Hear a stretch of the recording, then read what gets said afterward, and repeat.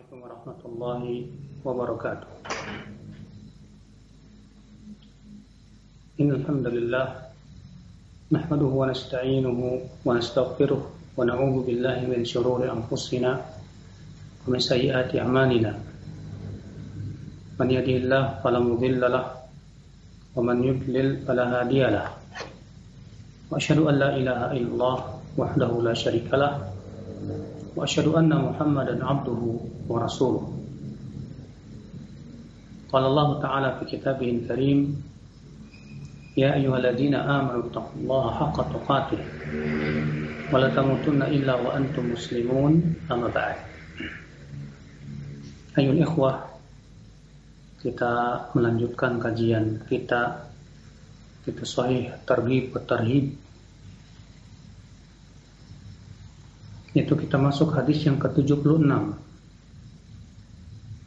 Wa an Abi Musa radhiyallahu anhu qala Rasulullah sallallahu alaihi wasallam, inna mathala ma ba'athani Allah bihi minal huda wal ilm kamathali ghaythin asaba ardan fakanat minha ta'ifatun tayyibatun qabilatil ma'a وأنبتت الكلأ والعشب الكثير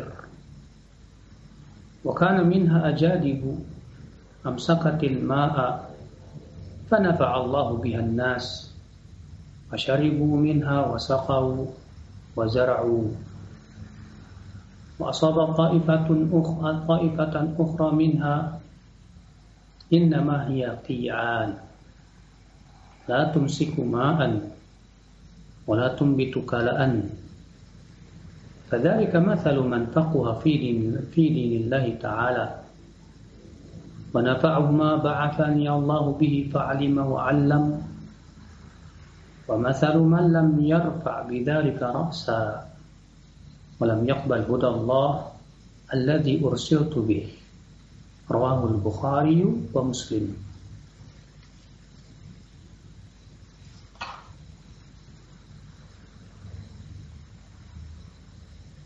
Dari Abu Musa, semoga Allah meridhoinya, ia berkata, Rasulullah sallallahu alaihi wasallam bersabda, sesungguhnya perumpamaan apa yang Allah utus aku dengannya berupa hidayah dan ilmu seperti air hujan yang menimpa tanah.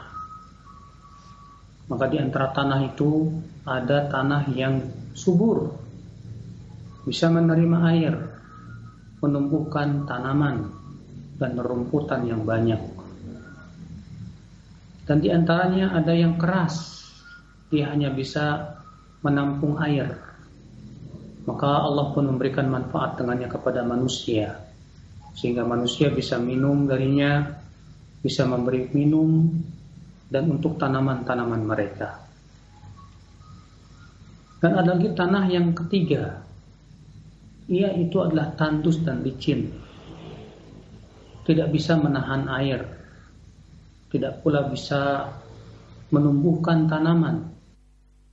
Yang demikian itu perumpamaan seperti orang yang fikih yang paham dalam agama Allah dan bermanfaat. Ya, maka Allah pun memberikan manfaat atau bermanfaat untuknya apa yang Allah utus aku dengannya, sehingga ia berilmu dan mengajarkan ilmu.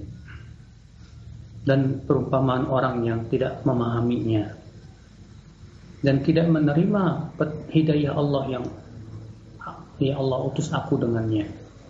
Dikeluarkan oleh Bukhari dan Muslim.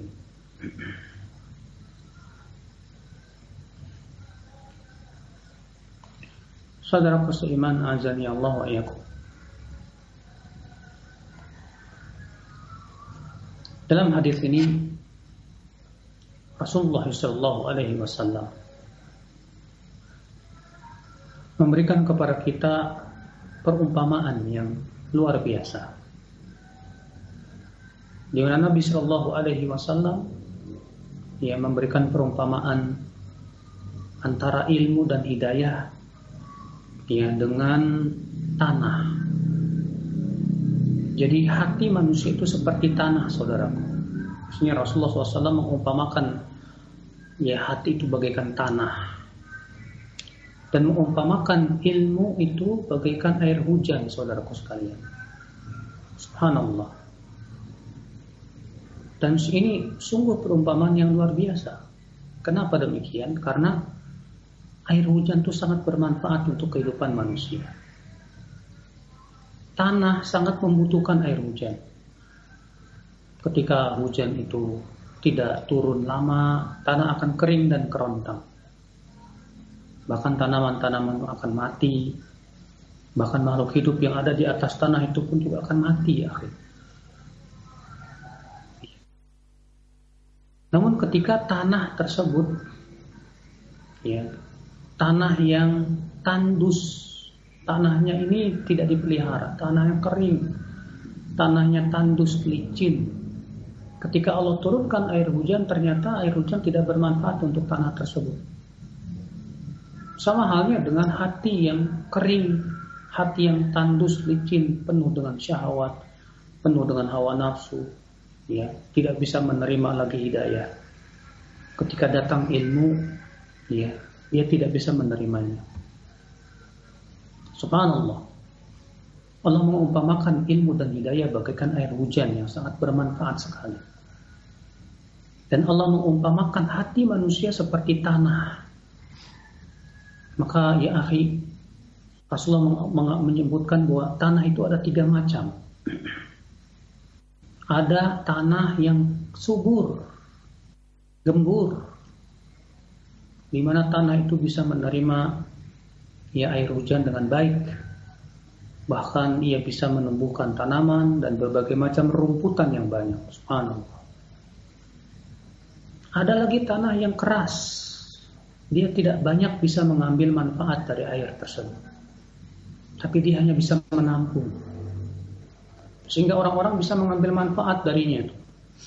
Untuk minum, untuk memberikan yang minuman, untuk pengairan dan yang lainnya. Tapi tanah itu sendiri, hati itu sendiri kurang mengambil manfaat dari ilmunya. Ini perumpamaan orang yang banyak ilmunya, namun dia kurang mengambil manfaat dari ilmu yang dia kuasai tersebut. Dan ada lagi tanah yang subhanallah ternyata tandus, yang tidak bisa menerima air, tidak bisa menampung juga air. Ya, ketika air hujan itu turun, apa yang terjadi? Ya, dia langsung mengalir. Maka dari itu ya akhi, kalau kita ingin mengetahui bagaimana cara menggemburkan tanah dan menyuburkan tanah, maka kita ingin bagaimana caranya menjadikan hati kita ini hati yang subur, maka tidak ada bedanya dengan tanah. Lihatlah bagaimana tanah, ya, agar menjadi subur dan gembur. Tanah itu harus dicangkul, ya. Kemudian apa? Setelah itu diberikan pupuk, ya. Demikian pula hati kita ini, akhwat Islam azani Allah wa yakum, harus dicangkul. Cangkul dengan apa? Ya, dicangkul dengan membiasakan diri kepada kebaikan, saudara. Dan diberikan pupuk yang bermanfaat, makanan hati. Ya. Nah, ketika air hujan berupa ilmu itu datang, hati kita sudah siap untuk menerima ilmu. Oleh karena itulah ya akhi, ya, ini menunjukkan agar tanah bisa menerima air dengan baik, berarti harus dipersiapkan tanah itu terlebih dahulu. Demikian pula apabila kita ingin menuntut ilmu Allah Subhanahu wa taala, yang harus kita persiapkan terlebih dahulu adalah hati untuk menampung ilmu.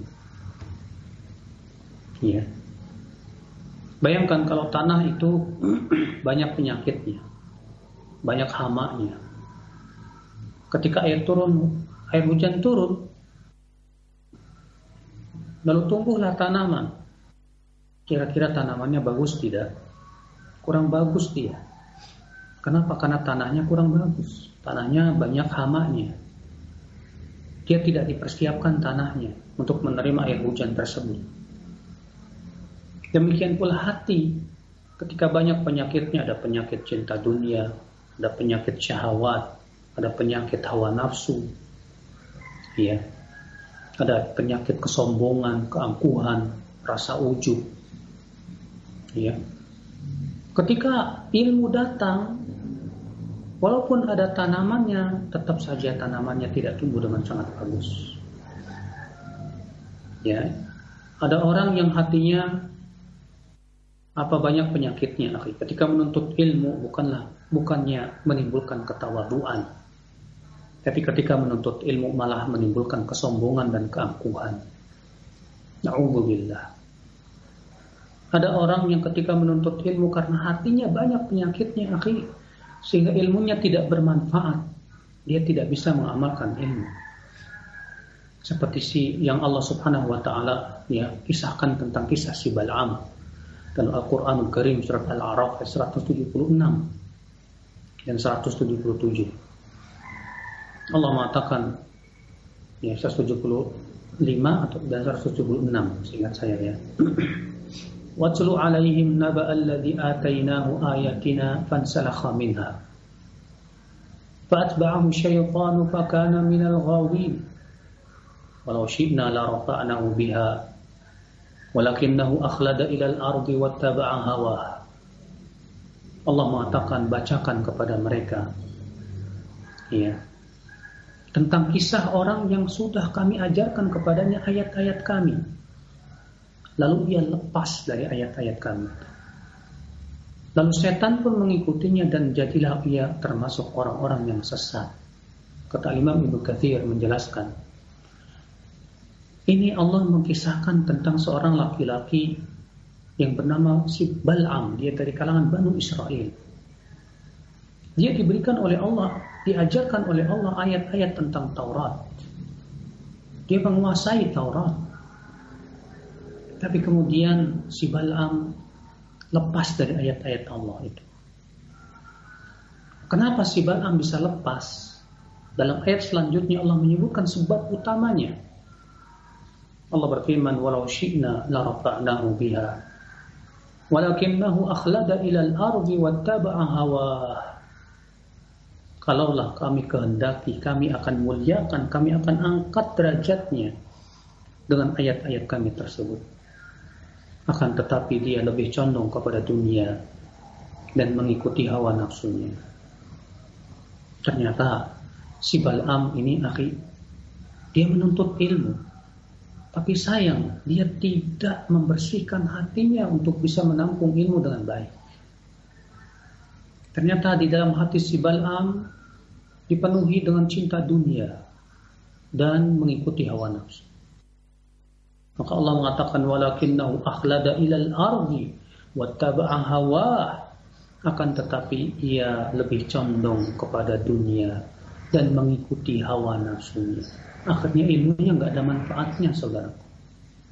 Nggak ada manfaatnya.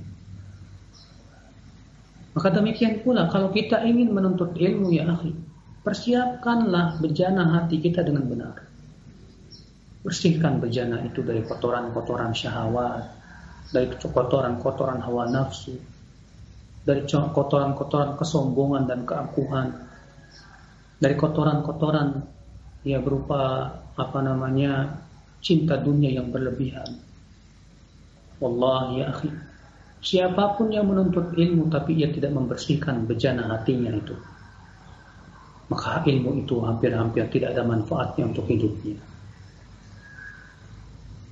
Maka Nabi SAW mengumpamakan dalam hadis ini. Rasulullah bersabda, inna mathala ma ba'athani Allahu bihi minal huda wal ilm. Sesungguhnya perumpamaan apa yang Allah utus aku dengannya berupa hidayah dan ilmu. Ini menunjukkan bolehnya memberikan perumpamaan. Karena dengan adanya perumpamaan itulah semakin jelas, semakin kita faham. Makanya Allah Subhanahu wa taala berfirman, innallaha la yastahi an yadriba mathalan ma ba'udatan fama fawqaha. Allah tidak malu untuk memberikan perumpamaan walaupun dengan seekor nyamuk atau lebih besar darinya. Karena dengan perumpamaan itulah ada yang Allah pahamkan, ada yang Allah sesatkan. Di sini Rasulullah bersabda memberikan pengumpamaan. Sesungguhnya perumpamaan apa yang Allah utus aku dengannya berupa hidayah dan ilmu. Apa perumpamaannya? Kamathali ghaithin, seperti air hujan.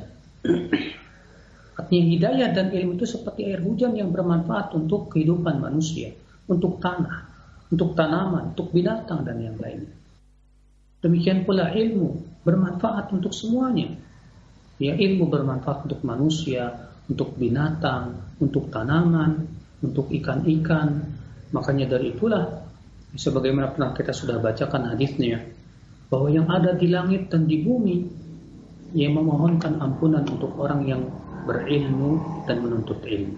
Sampai-sampai kata Rasulullah, ikan yang ada di lautan. Sampai-sampai kata Rasulullah, semut-semut yang ada di dalam lubang. Subhanallah. Kenapa? Karena manfaat ilmu itu manfaatnya untuk semuanya. Sebagaimana hujan pun bermanfaat untuk semuanya. Ya, untuk tanaman, untuk binatang, untuk manusia. Mereka merasakan. Ya. Kata Rasulullah, kamathali ghaithin asaba ardan, bagaikan air hujan yang menimpa tanah. Tanah ini perumpamaan tentang hati. Ya. Lalu Nabi SAW menyebutkan tentang jenis-jenis tanah itu, jenis-jenis hati manusia. Fakanat minha ta'ifah tayyibah qabilatil ma'a wa ambatatil kala wal usbal kathir. Di antara tanah itu, hati itu, ada yang tanah yang subur, hati yang subur. Dia mudah menerima ilmu dan kemudian menumbuhkan tanaman-tanaman amal, ya, dan rumputan yang banyak. Subhanallah, ini perumpamaan hati yang mudah menerima hidayah, saudara. Ya, semoga kita termasuk orang-orang yang diberikan oleh Allah hati yang seperti ini. Hati yang mudah menerima hidayah, mudah menerima ilmu. Ketika kita menuntut ilmu, hati kita pun menerimanya. Lalu kemudian hati kita memahaminya dengan pemahaman yang dalam. Ya. Lalu kemudian menimbulkan tanaman-tanaman yang ranum, yang bagus, yang indah, yang membuat kagum para petani. Ya. Kenapa? Karena menimbulkan amal, menimbulkan kefakihan, ya. Demikian pula istimbat yang luar biasa. Ini jenis hati yang pertama. Ada lagi jenis hati yang kedua. Wa kana minha ajadib. Ada lagi tanah yang keras. Amsakatil ma, dia hanya bisa menampung air saja. Dia kurang bisa mengambil manfaat dari ilmu. Dia hanya bisa menampung air.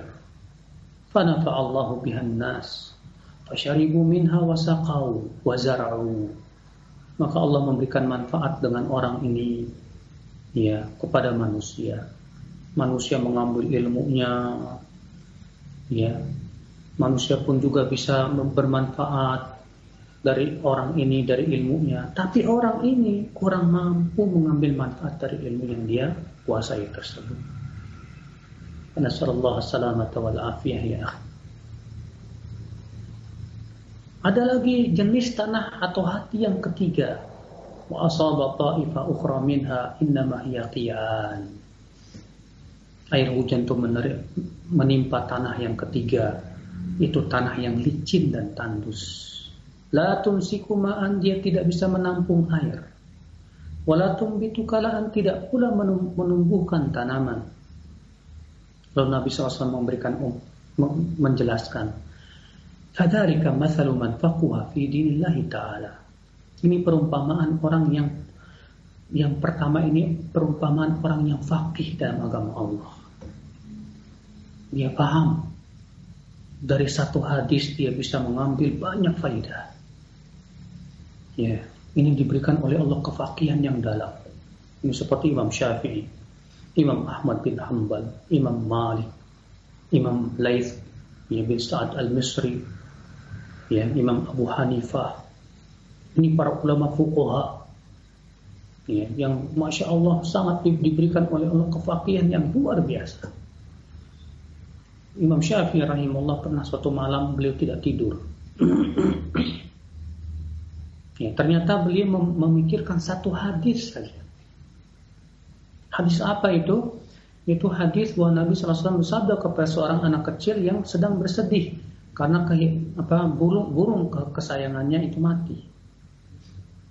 Apa kata Rasulullah? Ya Aba Umair, madza fa'alan Nufair? Hai Abu Umair, apa yang dilakukan oleh burung Nuwair itu? Kata Imam Syafi'i, aku memikirkan hadis ini semalaman dan aku berhasil mengeluarkan 100 faedah fikih dari hadis ini. Subhanallah. Iya. Keilmuan Al-Imam Asy-Syafi'i dan kefaqihan yang luar biasa. Maka ini akhi jenis tanah yang pertama. Tanah yang diberikan oleh Allah Subhanahu wa taala kesuburan. Dia menerima ilmu lalu kemudian memahaminya dengan benar dan dalam. Lalu kemudian menumbuhkan berbagai macam tanaman-tanaman, faidah-faidah ilmu lainnya yang sangat bermanfaat sekali untuk manusia. Ya. Selain itu juga ilmu tersebut bermanfaat buat dirinya yang ia amalkan dalam hidupnya. Maka ini ya akhi, tanah yang terbaik, masya Allah.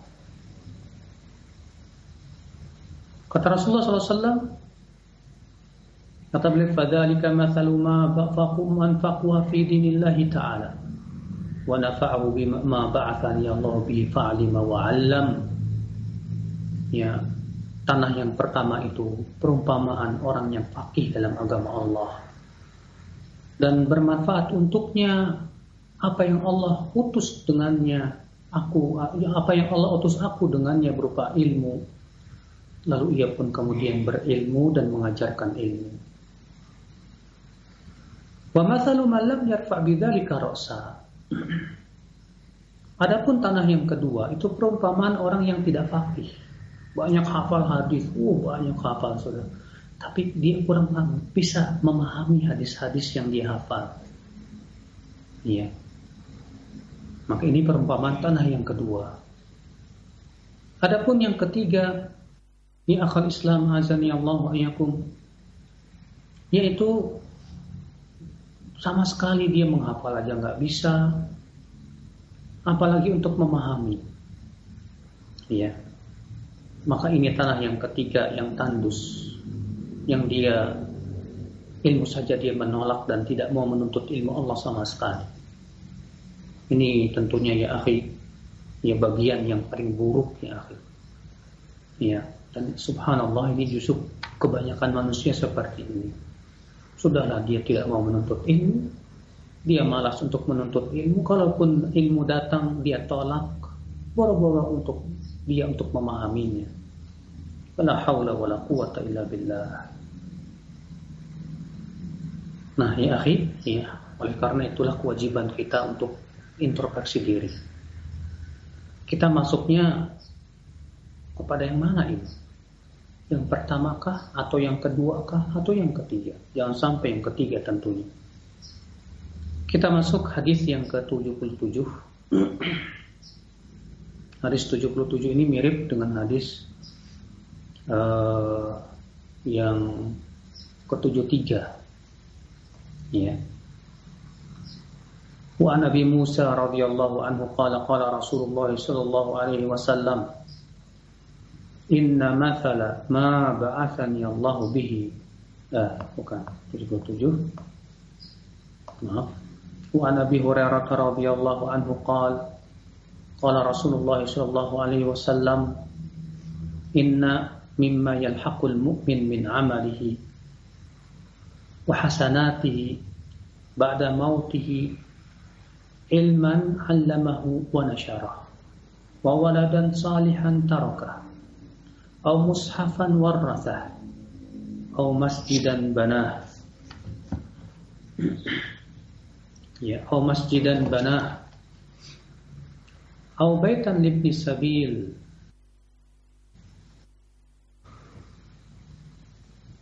ya, au baitan libni sabil, banahu au nahran ajrahu au sadaqatan akhrajaha min malihi fi sihhatihi wa hayatihi talhaquhu min ba'di mautihi. Dari Abu Hurairah semoga Allah meridainya, ia berkata, Rasulullah SAW bersabda, sesungguhnya amalan mukmin yang akan terus mengalir kepadanya walaupun setelah matinya adalah yang pertama, ilmu yang ia ajarkan dan ia sebarkan. Yang kedua, anak soleh yang ia tinggalkan. Yang ketiga, mushaf yang ia wariskan. Yang keempat, masjid yang ia bangun. Yang kelima, rumah yang ia sediakan untuk ibnu sabil. Yang selanjutnya, sungai yang ia alirkan. Yang selanjutnya, atau sedekah yang ia keluarkan dari hartanya saat ia sehat dan hidup, maka itu akan sampai terus, ya, dan mengalir terus setelah matinya. Subhanallah, ini hadis sudah pernah kita bahas, ya, di hadis nomor 73, sehingga kita tidak perlu lagi untuk membahasnya.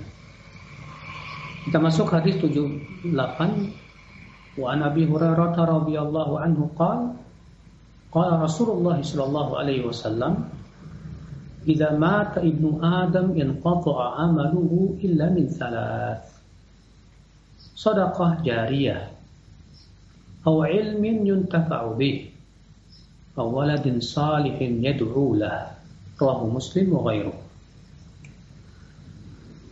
Dari Abu Hurairah semoga Allah meridainya, ia berkata, Rasulullah SAW bersabda, apabila anak Adam meninggal dunia, maka terputuslah amalnya, kecuali dari 3. Yang pertama, sedekah jariah yang terus-menerus mengalir.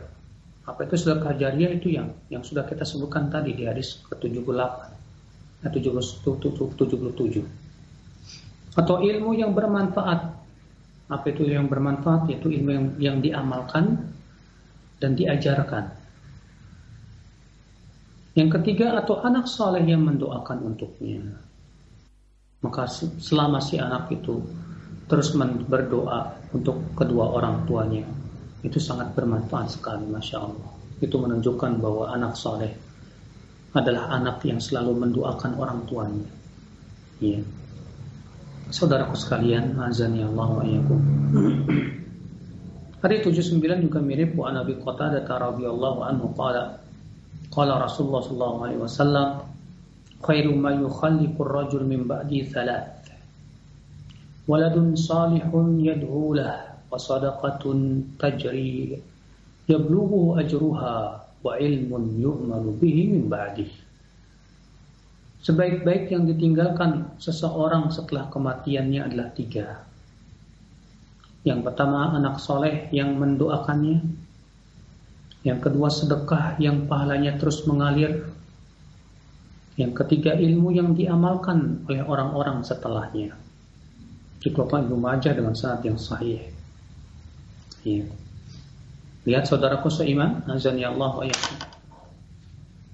Nabi sallallahu alaihi wasallam mengatakan bahwa sebaik-baik yang ditinggalkan oleh seseorang setelah matinya apa? Duit bukan.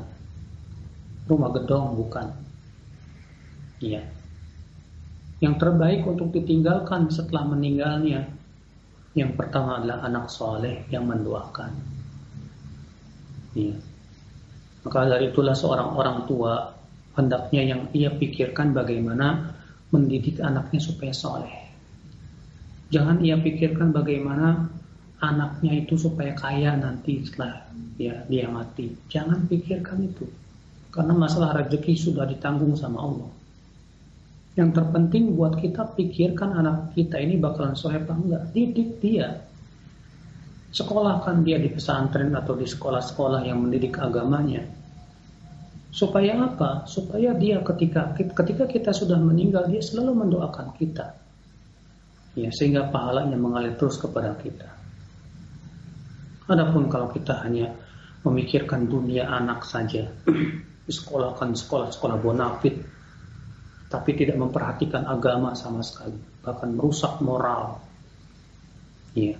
Walaupun setelah kaya, tapi dia tidak soleh, dia malah durhaka kepada orang tua. Boro-boro. Ya, dia tidak akan mendoakan orang tuanya. Maka dari itu ya akhi, ya, yang kita fokuskan, kita pikirkan bagaimana anak kita jadi anak soleh. Adapun masalah dunia, Allah sudah tanggung. Banyak orang yang tidak sekolah tapi kaya raya. Banyak orang yang sarjananya tinggi tapi ternyata duitnya biasa-biasa aja. Karena yang mengatur rezeki itu Allah, bukan ijazah, bukan siapa-apa, bukan. Sementara kesolehan ini akhi, harus kita usahakan. Ya.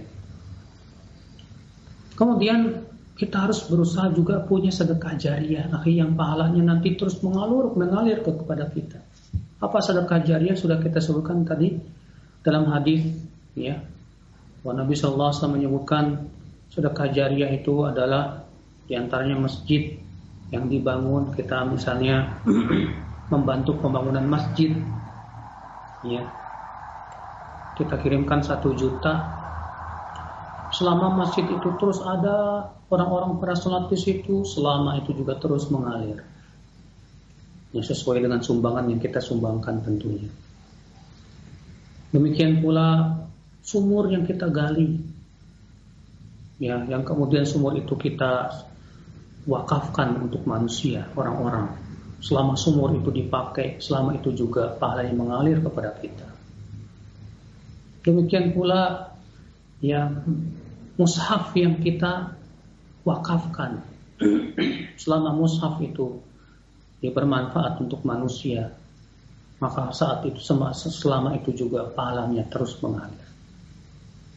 Makanya ya akhi, kalau kita ingin setelah meninggal dunia tetap dapat pahala, pengen supaya pahalanya terus mengalir kepada kita, carilah sedekah jariyah. Ya, usahakan cari sedekah jariyah yang terus mengalir sampai setelah kita meninggal dunia. Demikian kemudian diantaranya apa? Ilmu yang diajarkan. Tapi sebagian orang ada yang tertipu, akhi. Ada orang yang karena dia sudah men-share ilmu banyak ya di Facebook, udah cukup. Setelah itu dia tidak mengamalkan ilmu sama sekali.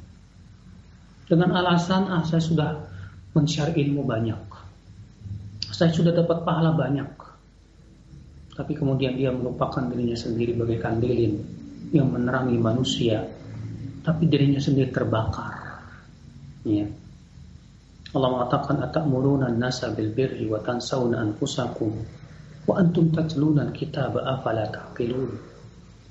Apakah kalian menyuruh manusia kepada kebaikan sementara kalian melupakan diri kalian sendiri? Padahal kalian membaca Alkitab itu. Apa kalian tidak berakal, kata Allah? Maka ya akhi, ya, inilah tempat perlombaan kita. Kita ingin ya agar kita bisa ya akhwan Islam azan ya Allah, setelah meninggal dunia kita terus mendapatkan pahala yang mengalir. Karena saat kita meninggal yang sangat kita butuhkan tuh pahala. Ya, itu yang sangat kita butuhkan. Sementara sudah meninggal kita sudah tidak bisa beramal soleh lagi. Ya, demikian wabillahi taufik. Kita buka tanya jawab. Nah. Baik, syukuran jazakallahu khair atas pembacaan dan penjelasan dari hadis sahih targhib wa tarhib, yang mudah-mudahan ini menjadi ilmu yang bermanfaat untuk kita semua.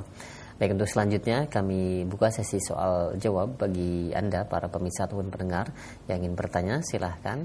Yang pertama Ustadz, ada pertanyaan dari hamba Allah yang berada di Bogor. Assalamualaikum warahmatullahi wabarakatuh. Ya Ustadz, bagaimana menghadapi seseorang yang dia rajin datang ke majelis ilmu, namun terlihat suka membuat pertikaian, permusuhan, serta sering mengadu domba. Dan hal ini bisa terlihat dia sepak terjangnya di media sosial. Bagaimana dengan menghadapi orang seperti ini, Ustaz? Mohon nasihatnya, barakallahu fikum.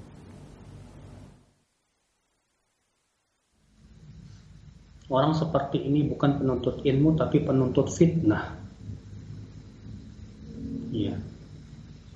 Makanya kalau ada orang dikatakan dia penuntut ilmu tapi kerjaannya ya berantem, berdebat, ya lisannya kasar dan yang lainnya, nggak mungkin penuntut ilmu seperti itu. Kita harus paham betul definisi penuntut ilmu itu seperti apa. Ya, penuntut ilmu itu adalah yang betul-betul dia bersungguh-sungguh menuntut ilmu Allah dan ia berusaha mengamalkan ilmu tersebut dalam dirinya. Itu penuntut ilmu, kan? Adapun kemudian dia kerjaannya hanya sebatas di Facebook, ya, ngomong ke sana kemari, kemudian lisannya mencaci maki dan yang lain. Kemudian dia mengaku penuntut ilmu. Allah, bukan. Dia bukan penuntut ilmu. Dia penuntut fitnah. Ya, kata para ulama, bukan talibul ilm tapi talibul fitnah. Ya. Maka dari itu kita berlindung kepada Allah dari orang-orang seperti ini, akhi. Yang dia menisbatkan diri kepada ilmu tapi sebetulnya hakikatnya dia bukan penuntut ilmu, ya, dan tidak pantas untuk disebut sebagai seorang penuntut ilmu. Wallahu a'lam. Nah, baik. Syukran jazakallahu khair atas jawaban dan nasihatnya. Demikian untuk yang bertanya. Dan selanjutnya kami ajukan kembali di layanan pesan singkat. Ada pertanyaan, ya Ustaz, dalam penjelasan hadis tadi bahwa yang dapat membantu seseorang kelak di akhirat yaitu doa anak yang soleh. Nah, bagaimanakah jika kebalikannya, Ustaz? Anak yang sudah meninggal dalam usia baligh, namun orang tuanya merasa tidak soleh, apakah bisa membantu anak yang tersebut yang sudah wafat terlebih dahulu ketika nanti di akhirat, Ustaz? Mohon jawaban dan nasihatnya. Iya, kalau ternyata anaknya yang dahuluan meninggal dan sudah balik, maka orang tuanya berusaha untuk mendoakan anaknya supaya Allah selamatkan dari api neraka. Karena Nabi SAW menyebutkan bahwa di antara doa yang tidak ditolak oleh Allah adalah doa orang tua untuk anaknya. Ya. Artinya doa orang tua itu makbul, diterima oleh Allah Subhanahu wa taala. Maka gunakanlah kesempatan sebagai orang tua untuk mendoakan selalu anak-anaknya dengan doa kebaikan. Maka ketika anaknya sudah meninggal duluan dan dia sudah balik dan dia melihat anaknya kurang soleh, itu pertama akibat kelalaian dia juga. Iya. Yang kedua, dia berusaha untuk mendoakan supaya anaknya dimaafkan oleh Allah, diampuni oleh Allah. Iya. Akan dosa-dosanya tersebut, dan dia juga istighfar kepada Allah atas kelalaian yang dia lakukan ya ketika dia kurang memperhatikan anaknya. Iya, Allahu a'lam. Nah. Baik, syukuran jazakallahu khair atas jawaban Ustaz. Demikian untuk yang bertanya, mungkin kami akan berikan kesempatan untuk Anda yang ingin bertanya melalui layanan telepon secara langsung. Halo, Assalamualaikum. Waalaikumsalam warahmatullahi wabarakatuh. Dengan siapa di mana? Dengan siapa di mana, Bapak? Ini Pak Darli, ini di Payakumbuh, Sumatera Barat. Iya, silakan langsung ke pertanyaan, Pak. Ini nanyakan ini Ustaz, antara khutbah pertama sama khutbah kedua itu apa ada doanya tuh Ustaz? Dalam khutbah Jumat. Ya. Baik, itu saja ya. Ini, satu saja Pak. Ya, kami mohon maaf untuk Bapak yang berada di Payakumbuh, Sumatera Barat. Hanya satu pertanyaan, satu orang. Silakan Ustaz. Menemukan doa khusus antara dua khutbah. Saya belum menemukan, ya, bahwa Nabi SAW mengajarkan doa khusus antara dua khutbah. maka tidak boleh kita mengkhususkan doa tertentu pada dua khutbah tersebut. Yang menjadi perselisihan para ulama, ya, apakah saat antara dua khutbah itu adalah saat mustajab atau tidak? Karena masalahnya ada hadis yang menyebutkan bahwa di hari Jumat ada suatu saat yang tidaklah bertepatan dengan seorang hamba yang sedang sholat dan berdoa, kecuali ya Allah akan ijabah doanya. Para ulama berbeda pendapat tentang kapan saat tersebut. Sebagian ulama mengatakan bahwa saat tersebut adalah di saat ketika imam sudah mulai berdiri di mimbar. Ya, berhujjah dengan hadis yang ada dalam Sahih Muslim. Namun, kebanyakan ulama hadis mengkritik dan menyatakan bahwa hadis tersebutlah hadis yang syadz. Oleh karena itulah hadis tersebut didhaifkan oleh banyak ulama seperti Al-Imam Ibnu Qayyim rahimahullah, demikian pula Syekh Al-Albani rahimahullah, yang menyebutkan bahwasanya hadis tersebut adalah hadis yang syadz. Ya. Dan pendapat yang paling kuat, saat yang mustajab itu adalah di akhir waktu asar. Ya, berdasarkan hadis Abu Hurairah radhiyallahu anhu yang dikutip oleh Abu Daud dan yang lainnya, ya, bahwasanya saat itu adalah saat di akhir daripada sholat waktu asar. Ya. Oleh karena itulah menjadi kebiasaan salafus saleh, di mana kebiasaan salafus saleh, mereka di waktu setelah asar sampai maghrib mereka iktikaf untuk banyak berdoa kepada Allah Subhanahu wa taala di hari Jumat itu. Mereka khususkan di hari setelah asar sampai maghrib, bahkan di antara mereka ada yang iktikaf di masjid, ya, dari ibadah asar sampai sampai maghrib, ya, untuk terus berdoa kepada Allah supaya bertepatan dengan waktu yang mustajab tersebut. Ya, maka pendapat yang paling kuat dalam hal ini adalah pendapat yang mengatakan bahwa waktu mustajab itu adalah di akhir waktu asar. Sebagian ulama ada yang menjamak dan mengatakan, ya, bahwasanya waktu mustajab itu dimulai dari semenjak tergelincir matahari di saat imam naik mimbar sampai waktu maghrib. Ya. Namun tentunya sekali lagi bahwa hadis yang menyebutkan bahwasanya waktu yang mustajab itu ketika imam sudah berdiri itu hadis yang syadz, yang tidak sahih, dan bahwasanya yang sahih itu adalah setelah asar sampai maghrib. Ya, wallahu a'lam. Nah, baik, syukran jazakallahu khair atas jawaban Ustaz. Demikian untuk yang bertanya, Bapak yang berada di Payakumbuh, dan selanjutnya masih kami berikan kesempatan untuk Anda yang ingin menghubungi kami bertanya melalui telepon, silahkan. Assalamualaikum. Waalaikumsalam warahmatullahi wabarakatuh. Dengan siapa, di mana Bapak? Abdullah Mubarok dari Banyumas. Silahkan Pak Abdullah Mubarok. Iya. Assalamualaikum, Tad. Iya, silahkan Pak. Mau bertanya, itu anak Adam kalau sudah meninggal kan terputus amalnya. Nah itu kalau cara mendoakan orang tua itu tuntunannya seperti apa? Doa-doanya. Satu. Iya, satu saja Pak. Yang kedua, mungkin satu saja Pak. Kalau kita bersedekah yang tidak terputus dengan pahalanya. Oh iya, masih berhubungan ya. Itu selain kita memberikan ke masjid atau sumur, kalau kita bersedekah ke fakir miskin itu pahalanya seperti itu tidak terputus, atau apa aja yang sekiranya sedekah itu yang kategorinya tidak terputus, Dad? Baik. Terima kasih. Ya. Assalamualaikum. Waalaikumsalam warahmatullahi wabarakatuh. Nah, silakan Ustaz.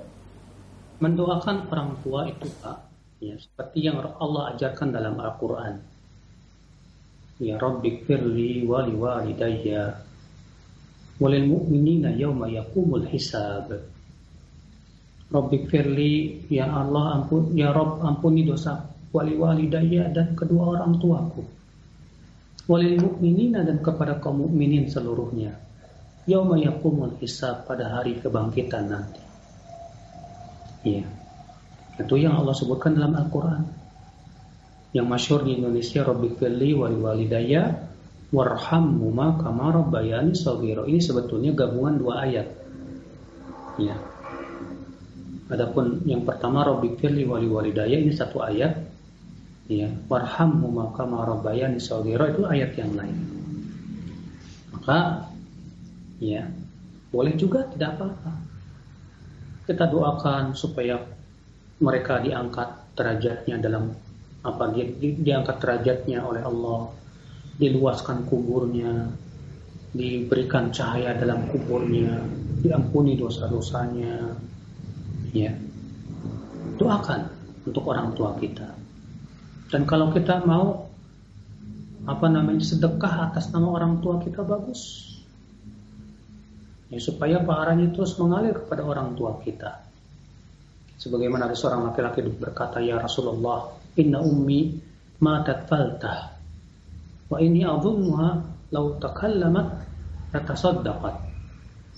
Ya Rasulullah, ibuku meninggal tiba-tiba. Dan aku merasa kalau ibuku masih sempat bicara, dia akan bersedekah. Apa atasaddaq wa anha, boleh enggak ya Rasulullah? Aku bersedekah untuk ibuku. Kata Rasulullah, "Na'am, tasaddaq anha." Iya, bersedekahlah untuk ibu. Iya. Ini termasuk bakti kita kepada orang tua setelah beliau meninggal dunia. Kemudian pertanyaan yang kedua, kalau kita berinfak kepada fakir miskin, apakah itu termasuk sedekah jariyah? Termasuk kalau fakir miskinnya ini fakir miskin yang soleh, di mana uang sedekah yang kita berikan kepadanya digunakan untuk beramal soleh. Adapun kalau fakir miskinnya fakir miskin yang fasik, yang suka maksiat, gak pernah sholat, maka yang seperti ini tidak menjadi sedekah jariyah. Iya. Makanya kalau kita mau memberikan sedekah kepada fakir miskin, coba deh cari yang soleh, yang Masya Allah agamanya bagus, yang bisa membantu dia untuk bertakwa kepada Allah. Sehingga ketika kita beri dia makan makanannya, dia makan untuk beramal soleh. Kita beri dia pakaiannya dia pakai untuk beramal soleh. Kita beri dia uang, dia gunakan juga untuk kebaikan.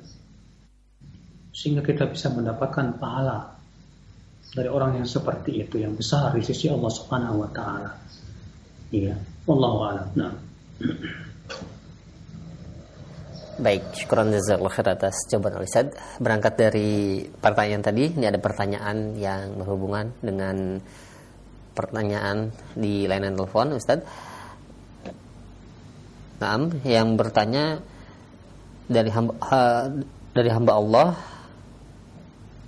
yang tidak disebutkan tempatnya, bagaimana jika kita bersedekah ke masjid namun di situ belum terlaksananya sunnah alias masih banyak kebidahan, apakah juga tetap akan mendapatkan pahala ataukah sebaliknya, Ustaz? Dapat pahalanya, karena tujuan masjid yang paling utama adalah untuk menegakkan sholat berjamaah. Iya. Namun tentu tidak sebesar pahala ketika kita memberikan sumbangan kepada masjid yang menegakkan sunnah dan menyebarkan ilmu yang benar. Karena kita mendapatkan berkali-kali lipat. Ya, ketika kita membangun masjid yang ditegakkan pada sholat berjamaah, kemudian diisi ta'lim untuk menyebarkan sunnah Rasul Sallallahu Alaihi Wasallam, mengajarkan tentang tauhid, tentang ittiba'us sunnah, menjauhi kesyirikan dan bid'ah, menjauhi berbagai macam khurafat, tahayul dan yang lainnya. Maka ini wallahi ya akhi, kita termasuk orang yang ikut serta di dalam membela agama Allah. Ya, tentu ini berbeda pahalanya dibandingkan dengan masjid yang ternyata diajarkan padanya kebid'ahan, kesyirikan, khurafat, tahayul dan yang lainnya. Ya, tidak mungkin sama, saudaraku sekalian. Allahu a'lam. Ya, baik, syukran jazakallahu khair atas jawabannya. Demikian, dan selanjutnya kami ajukan kembali pertanyaan dari hamba Allah yang berada di Sukabumi. Ya Ustaz, saya merupakan ibu dari 6 anak. Dan di masa tua ini saya merasa menyesal karena lalai dalam mendidik anak. Hanya satu saja yang mungkin mau disuruh untuk melakukan sholat Ustadz, sedangkan kondisi saya sudah tidak memungkinkan untuk memberikan atau memberitahukan kepada mereka akan pentingnya belajar ilmu agama. Rasa menyesal yang begitu sangat. Apa yang harus bisa saya lakukan untuk menebus dosa di masa lalu saya Ustadz dengan keadaan seperti ini? Pada Allah. Karena kata Imam Nawawi, ya, taubat itu harus ada penyesalan. Maka ketika kita menyesal, kenapa dahulu saya tidak mendidik anak-anak saya, akibat jauhnya dari ilmu dan yang lainnya, itu menunjukkan ada tanda taubat. Dan semoga tentunya Allah menerima taubat kita semuanya pada Allah Subhanahu wa taala. Maka yang kedua, kita hanya berusaha sesuai kemampuan saja untuk menyuruh mereka sholat, ya, untuk menyuruh mereka menuntut ilmu, ya. Terus jangan bosan kita memberikan nasihat kepada anak kita, jangan bosan untuk menyuruh mereka sholat, ya, supaya nanti pada hari kiamat ketika Allah tanya, kita sudah melaksanakan tugas kita sebagai orang tua. Adapun kelalaian kita dahulu, mudah-mudahan Allah maafkan dengan taubat kita kepada Allah Subhanahu wa taala tentunya. Ya, wallahu a'lam. Nah. Baik, ya, syukran jazakallahu khair atas jawaban Ustaz. Demikian. Dan selanjutnya kami berikan kesempatan kembali untuk Anda yang ingin bertanya di layanan telepon.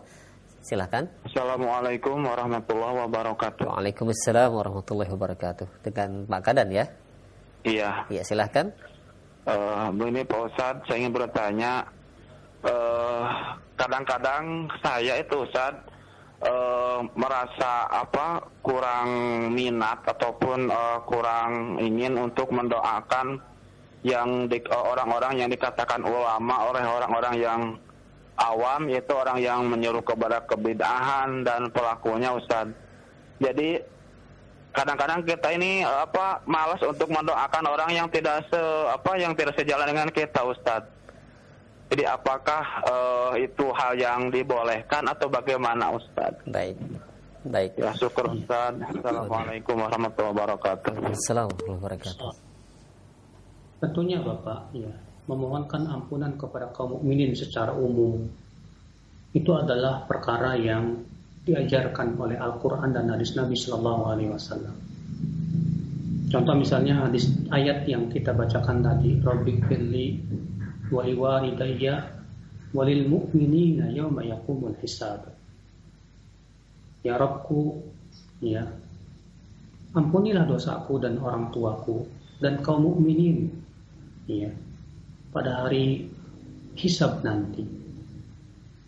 Demikian pula dalam ayat yang lain, Allah berfirman, walladzina ja'u min ba'dihim yaquluna rabbana ighfir lana wa li ikhwanina alladzina sabaquna bil iman wa la taj'al fi qulubina ghillan lil ladzina amanu rabbana innaka ra'ufur rahim.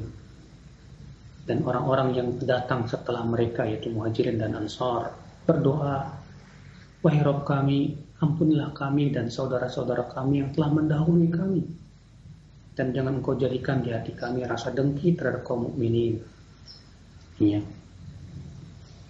Dan dalam satu riwayat yang sebagian ulama menghasankan tapi juga ada yang mendhaifkan, bahwa siapa yang memohonkan ampunan untuk mukmin dan mukminah, maka ia akan mendapatkan satu kebaikan dari setiap mukmin dan mukminah tersebut. Ya. Oleh karena itulah menjadi kebiasaan salafus saleh, mereka selalu mendoakan kaum mukmin dan mukminah secara umum. Ya, mereka kebiasaan para salafus saleh, mereka mendoakan untuk seluruh kaum mukminin yang hidup maupun yang sudah meninggal dunia. Ya. Karena memang kita semua kaum mukminin Dia ahli bid'ah, betul dia ahli bid'ah. Tapi semua kita karena dia masih beriman kepada Allah dan kehidupan akhirat. Ya, kita masih mencintai mereka dari satu sisi, yaitu bahwa mereka masih beriman kepada Allah dan kehidupan akhirat. Walaupun kita benci karena kebid'ahan mereka. Namun tentunya ya kita berharap semuanya agar kita kaum mukminin bisa mendapat ampunan pada hari kiamat nanti. Ya. Maka tidak mengapa kita mendoakan ampunan untuk mereka, supaya pertama kita pun mendapatkan ampunan dari Allah. Kalau disebutkan dalam hadis bahwa apabila seorang mukmin mendoakan saudaranya dari kejauhan, maka malaikat akan berkata amin walaka bimithal. Amin, dan kamu pun akan mendapatkan yang sama. Ya. Maka sebatas memohonkan ampunan untuk mereka-mereka yang wafat, yang sudah meninggal, walaupun dia ahli bid'ah, itu diperbolehkan. Iya. Wallahu a'lam. Semoga yang saya sampaikan bermanfaat. Yang benar tentunya dari Allah Subhanahu wa taala, dan yang salah itu dari kekurangan ilmu saya dan dari syaitan. Wabillahi taufiq. Subhanakallah bihamdik. Asyhadu an la ilaha illa anta astaghfiruka wa atubu ilaik. Assalamualaikum warahmatullahi wabarakatuh.